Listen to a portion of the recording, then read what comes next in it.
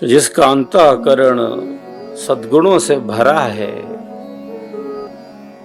जिसका अंतःकरण पवित्रता के पथ पर है, जिसकी आंतरिक स्थिति सुदृढ़ है, बाहर तो हो रही हलचल होती रहेगी। समुद्र के ऊपरी तट पर जो हो रहा है, तरंगे लड़ रही हैं, आपस में तरंगे लड़ रही हैं।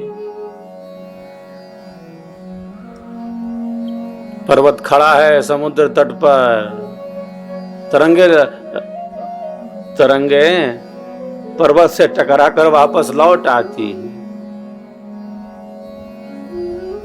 तरंगे लड़ रही हैं, आपस में संघर्ष है, कोलाहल है, चित्र विचित्र दृश्य दिख रहा है, संघर्ष है वहां। उसी समुद्र के गर्भ में, उसी समुद्र के अंतराय में, उसी समुद्र के अंतस्थल में कोई है क्या तरंग लड़ रही? कोई है संघर्ष? कोई है मैं तू या वह मेरा तेरा इधर उधर कुछ है? कोई युद्ध है, कोई अशांति है, कोई टकराव है उसी समुद्र के गर्भ में, अंतराय में। वहां गंभीरता है, वहां शांति है, वहां सहजता है, वहां स्वाभाविकता है, वहां शांति ही शांति है। समुद्र का गर्भ है। मनोविकार जीवन की सहजता को नष्ट ना कर दें, मनोविकार जीवन की सहजता को नष्ट ना कर सकें। जो योगी है वही उपयोगी है, क्योंकि आंतरिक रूप से वह सुदृढ़ है, उसकी आत्म स्थिति आत्मिक भूमि जैसे बिल्कुल स्थिर हो उसकी। बाहर की हलचल तो बाहर की है, तो क्रमशः हमारी शक्तियों का विकास होता है। लेकिन मन की चाल को समझना, मन की उठापटक को समझना, जो सुखदाई लग रहा है बाहर से, उसमें आसक्ति है, उसकी प्राप्ति में बाधा हुई तो कैसे दुख उत्पन्न हो रहा है। गीता में योगीराज बहुत सहज शब्दों में समझाते हैं इसको। ध्यायतो विषयान् पुंसः संगस्ते सुपजायते, संगात् संजायते कामः, कामात् क्रोधोऽभिजायते, क्रोधात् भवति सम्मोहः, सम्मोहात् स्मृतिविभ्रमः, स्मृतिभ्रंशात् बुद्धिनाशो, बुद्धिनाशात् प्रणश्यति। कि आसक्ति युक्त चिंतन करने से विषयों का काम की उत्पत्ति हो गई, संग दोष हो गया। क्योंकि प्रथम जो चिंतन था वही आसक्ति से भरा हुआ था, प्रथम में ही आसक्ति थी, सहजता, सरसता, सरलता नहीं थी, कर्तव्य या दायित्व का बोध नहीं था। वहां क्या था? ऐसा होगा तो ऐसा होगा, वहां ऐसा गणित था, ऐसा करेंगे तो ऐसा मिलेगा। उसी चिंतन में आसक्ति थी, आसक्ति थी, अपने कर्म में आसक्ति थी। कर्म का संपादन करना है, बिना कर्म के रह नहीं सकते, लेकिन हमारी दृष्टि भाव क्या है, यही महत्वपूर्ण है। अध्यात्म पथ तो कर्म योगियों का है, निठल्लों निकम्मों का है ही नहीं। लेकिन कर्म का जो आधार है वह क्या है, ये समझना बहुत महत्वपूर्ण है।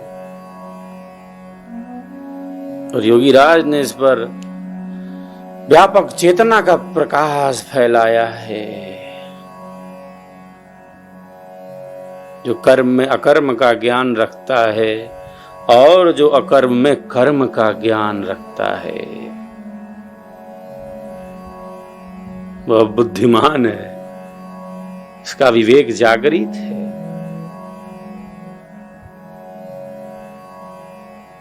कर्म करते हुए किस प्रकार उसके बंधन से वो मुक्त है, लेकिन यहां तो कर्म में आसक्ति इतनी है कि बंधन ही बंधन है, एक बंधन है, इतनी रस्सियों से भरा है,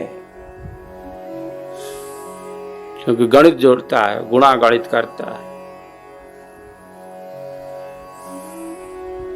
सहजता, सरसता, सरलता, स्वाभाविकता नहीं है।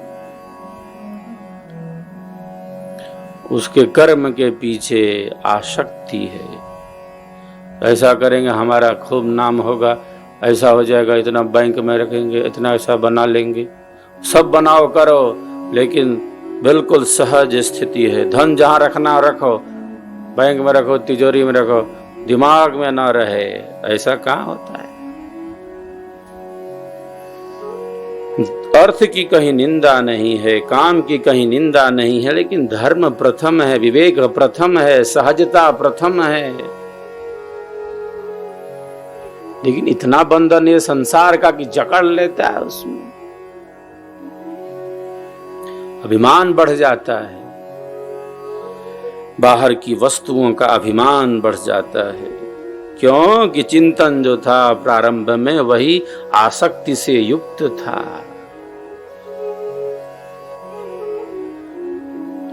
संगात संजायते कामः, काम की उत्पत्ति हुई।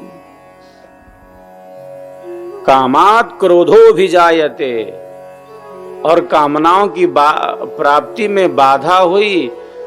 कामनाओं की प्राप्ति में बाधा हुई तो क्रोध उत्पन्न होने लगा। क्रोध कहां से आया है? क्रोध और कहीं से नहीं आया, काम से ही क्रोध उत्पन्न होता है। काम के पेट से निकलता है ये क्रोध, उसी गर्भ में है ये। कामात् क्रोधोऽभिजायते, क्रोधात् भवति सम्मोहः। फिर मोह हो गया, मूढ़ता छा गई। कामना की पूर्ति हो रही है तो राग बढ़ रहा है, सब इच्छाओं की पूर्ति हो रही है तो राग बढ़ता जा रहा है, सुख में आसक्ति बढ़ रही है। और बाधा हुई तो द्वेष उत्पन्न हो रहा है। दोनों बड़ा विचित्र है। दो चीजें हैं ना, एक है कि कामनाओं की पूर्ति हो जा रही है, तो एक पूर्ति हुई तो दूसरी तो उसका राग बढ़ से एकदम चिपकाव और बढ़ता जा रहा है उसका, बिल्कुल उसमें जैसे राग में स्थित हो गया है। सुखानुसई राग, महर्षि पतंजलि कहते हैं। क्या कहते हैं महर्षि? सुखानुसई राग। राग क्या है? सुख के पीछे पीछे पीछे पीछे भाग रहा है, भागा था सुख के पीछे पीछे जो घूमता रहे वो राग है। ऐसा मिल जाएगा, वैसा हो जाएगा, ऐसा कर लेंगे। और बाहर में जो आसक्ति है वो राग है। सब करे लेकिन बिल्कुल जैसे सहज भाव से रहे। आसक्ति ना हो तो राग नहीं होगा, उसमें स्थित होकर अपने कर्तव्य कर्मों का अच्छे ढंग से संपादन कर सकता है वो। लेकिन ये कहाँ संभव हो पाता है? विवेकी ही स्थित होता है, विवेकी हो जाता है स्थित इसमें, क्योंकि वो राग में नहीं है। बाधा क्या है? साधक के सामने राग और द्वेष की बाधा बड़ी बाधा है। सुखों के प्रति जो लालसाएं हैं, कामनाएं हैं, और उनकी प्राप्ति में जो बाधा आ गई तो द्वेष है, उसकी बाधा कितनी है। तो कामनाओं की पूर्ति हो रही है तब राग बढ़ता जा रहा है। श्रेष्ठ शुभ कामनाओं की पूर्ति होनी चाहिए, श्रेष्ठ शुभ कामनाओं की पूर्ति होनी चाहिए, लेकिन न हो तब श्रेष्ठ शुभ कामनाओं की पूर्ति ना हो तब कोई खराब है, कोई बुरा हो गया, कामना की सिद्धि नहीं हुई तो कामना पूर्ति हो जाए तो अच्छा है, और ना हो तो कोई बुरा नहीं है। हो सकता है अच्छे से अच्छा हो। कामना पूर्ति हो जाए अच्छा, और ना हो तो साधक क्या समझता है कि अच्छे से अच्छा है, अच्छा से अच्छा है। बहुत विशेष कार्य होने वाला है, इसका अर्थ है। कामना पूर्ति हो जाए तो उसी में फंसा रहेगा, राग बनाएगा। अरे कामना पूर्ति ना हो तो समझो कि अच्छा से अच्छा होने वाला है, मामला चकाचक है। अब आत्म कल्याण का मार्ग प्रशस्त होना है। कामात् क्रोधो भिजायते, देखिए गीता आ गई, इधर उधर चली जाती है। कामात् क्रोधो भिजायते, कहां आया ये क्रोध? कामना में बाधा उपस्थित होने पर क्रोध उत्पन्न हो गया। क्रोधात् भवति सम्मोहा, सम्मोहात् स्मृति विभ्रमः, स्मृति भ्रंशात् बुद्धिनाशो, बुद्धिनाशात् प्रणश्यति। क्रोध उत्पन्न हो गया। क्यों हुआ? कि कामनाओं में बाधा हो गई, इसलिए हो गया क्रोध। उससे सम्मोह हो गया, फिर स्मृति भ्रम हो गया। जो कुछ भी था स्मृति में थोड़ा अच्छा, जो भी सत्संग का, कुछ महापुरुषों की संगति से कुछ था, वो भी जैसे बिल्कुल ले उड़ा। तूफान आता है तो कैसे पेड़ उखड़ जाता है, बादली छा गई, गुब्बार आ गया, अंधड़ आ गया, कुछ दिख नहीं रहा। तूफान आता है कैसे उखाड़ ले जाता है। मन में आया तूफान, सद्गुण उखड़ गए, सद्गुणों के जो पेड़ थे बिल्कुल उखड़ गए। मन में ऐसा तूफान आया, उड़ा ले गया सब आंतरिक धन को, आंतरिक संपत्ति को, जैसे हमारी सहजता को उखाड़ ले गया, लूट ले गया। ऐसा तूफान आया मन में। सात समुंदर की लहर, मन की लहर है, कोई एक हरिजन उबरा, डूबी नाव अनेक, साहिब कहते हैं। स्मृति भ्रम हो गया वहां पर, और स्मृति के भ्रम होने से बुद्धि का नाश हो गया, और बुद्धि के नाश होने से प्रणश्यति, अपने स्थिति से गिर गया। कैसे विकार लूट ले जाते, सहजता, सरसता, सरलता और स्वाभाविकता को नष्ट कर देते। तो गीता के अनेक जो श्लोक हैं बड़े उपयोगी हैं साधकों के लिए, क्योंकि योग शास्त्र ही है। छठवां आत्म संयम योग है। एक तरफ जहां स्वरवेद महामंदिर में स्वरवेद के दोहे सदगुरुदेव के समस्त अनुभवों को प्रकट कर रहे हैं, वेदों के मंत्र हैं, जहां साहब की साहिबी है, उपनिषदों के प्रसंग हैं, गुरु शिष्य संवाद के रूप में अनंत ज्ञान का वर्धन हुआ है हमारी ऋषि परंपराओं के द्वारा। अनेकों प्रसंग स्वरवेद महामंदिर में गुलाबी सैंडस्टोन पर उत्कीर्ण किए जा रहे हैं, जिसमें भारतीय संस्कृति की एक झलक जैसे पूरी दिखती हो। पूरी भारतीयता ही जहां प्रतिष्ठित हो। मूल में वेद है, ऋषयो मंत्र द्रष्टा रहा। स्वरवेद के दिव्य दोहे जो हमारी चेतना का सहज ऊर्ध्वमुखी विकास करते हैं। अनेक साधकों का अनुभव है, कोई व्याख्या नहीं है, अनुभव है। हरा पेड़ जानता है, हरा पेड़ जानता है कि सावन क्या है। हरा पेड़ जानता है सावन की रिमझिम फुहार क्या है। जो सूख गया है ठूठ, उसको पता चलेगा कि सावन है कि भादो है। जो हरा पेड़ है, जो हरा पेड़ है, वो जानता है कि सावन की रिमझिम फुहार क्या होती है। जो साधक है, जो साधक है, जो बाधक नहीं है, उसको पता है कि ईश्वर वेद क्या है। ईश्वर वेद है क्या, इसका अनुभव साधक करता है। कितनी सहजता में स्थित हो जाता है। अनेक दोहे बड़े प्रिय हैं साधक को, गाते रहते, गुनगुनाते रहते। आंखों से अश्रु की धारा बह पड़ती है, जैसे केवल वाणी ही नहीं बोल रही है। यहाँ सबके अंतःकरण की एक स्थिति है, और जब वह स्थिति उनको दोहों से प्राप्त होती है तो जैसे बिल्कुल सत्य में स्थित होकर आंखों से अश्रु की धारा बह पड़ती है। यहाँ केवल वाणी ही नहीं बोल रही, आंखें भी बोल रही है। केवल वाणी नहीं बोलती, यहाँ वाणी से बोल रहे हैं, और जैसे आंखों से अश्रु की धारा बह पड़ती है।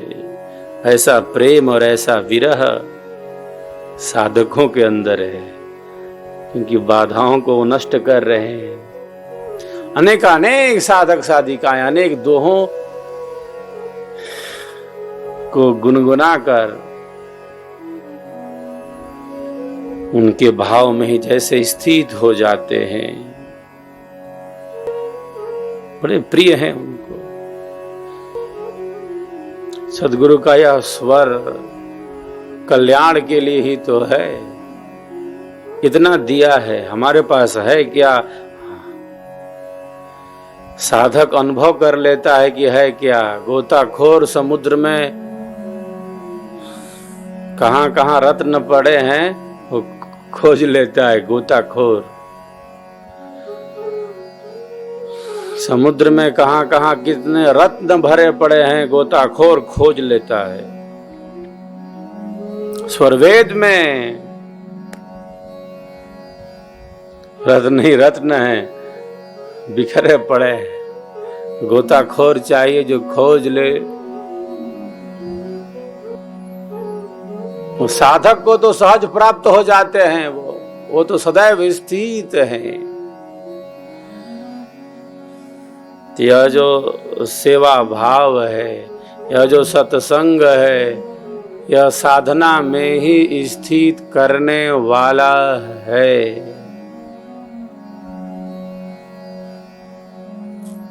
क्रमशः हमारी शक्तियों का विकास होता है।